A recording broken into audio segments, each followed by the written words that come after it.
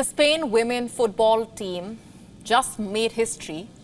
It beat England 1-0 in the World Cup final in Sydney. But that's not the focus of this story. Instead, the focus is on Spain's football chief, Luis Rubiales. He has tarnished the historic win for everyone. How exactly? Here's what happened. Spain had scored its victory. The team was collecting their gold medals amid the joy, amid the celebrations.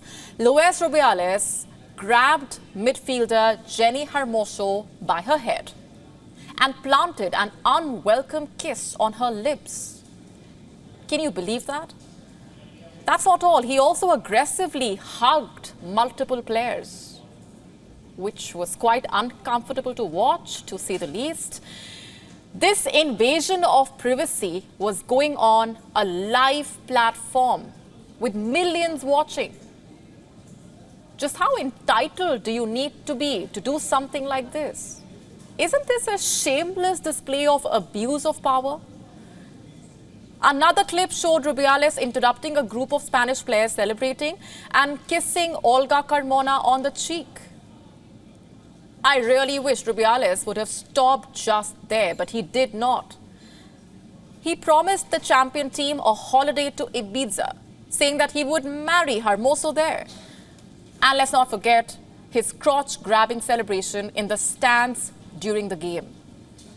Soon after the unwelcome kiss, Hermoso said on a live stream that she did not like it. She also added, and I'm quoting, "But what can I do?" An unidentified male member of the staff then asked Hermoso if Rubiales used his tongue. Can you imagine that? An international player who just won the World Cup got kissed on a live platform without her consent. And she felt so helpless that she said or asked, what could she do? Does being the leader of a football federation give Rubiales a free pass? Soon, the video of the unwanted kiss circulated online. Naturally, it sparked outrage at home and abroad. Spain's acting sports minister, Miquel Iceta, described the gesture as unacceptable. He also demanded that Rubiales offer an explanation and apology. Many on social media, in fact, called for Luis Rubiales to step down, to resign. Here's what the Minister of Equality in the caretaker government, Irene Montero, said on the platform X.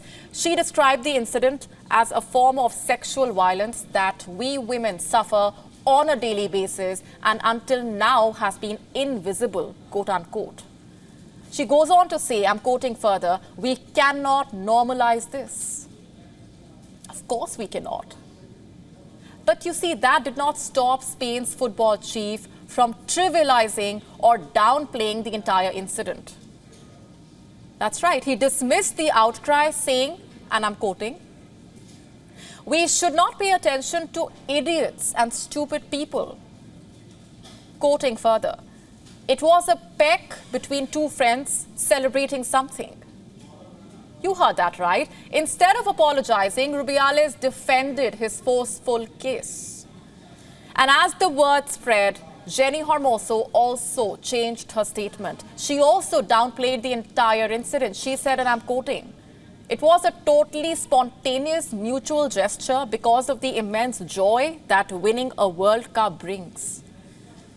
The president and I have a great relationship. His behavior with all of us has been outstanding, and it was a natural gesture of affection and gratitude." But we are not going to victim blame here. Players face pressure from the federation. They are asked to keep it together while giving out press statements. They are forced to do PR. Maybe that is what Hermoso is doing. And that makes the entire incident a lot more unfortunate. Luis Rubiales had to cave in when the pressure mounted. He posted a video apology. This is what he said. "I have no choice but to apologize and to learn from this, and when representing the federation, take more care." He adds, certainly I made a mistake and I have to acknowledge that. It was done without any ill intention in a moment of the highest exuberance. Here we saw it as natural and normal, but outside it has caused a commotion. You see, Rubiales still feels he has done nothing wrong. He still is trying to justify his action as celebration, as a gesture of affection. But nobody is buying it. And the question is, would he have acted in the same way if it was a male player? Would he have kissed him on the lips as well? No, this type of celebration is reserved, it seems, only for women because it's not celebration at all, but outright abuse, violation of privacy, disregard for consent. Spain's World Cup victory is a first. But the abuse is not, unfortunately. Just last year, 15 players refused to play for the head coach, Jorge Vilda. They complained about his tactics, the training methods and management style. At the time of the boycott, Vilda called the accusations unjust. The Spanish Football Federation also maintained its support for him. You see, this is the treatment international women players receive. And it's just heartbreaking to watch. WION now available in your country. Download the app now. Get all the updates on the move.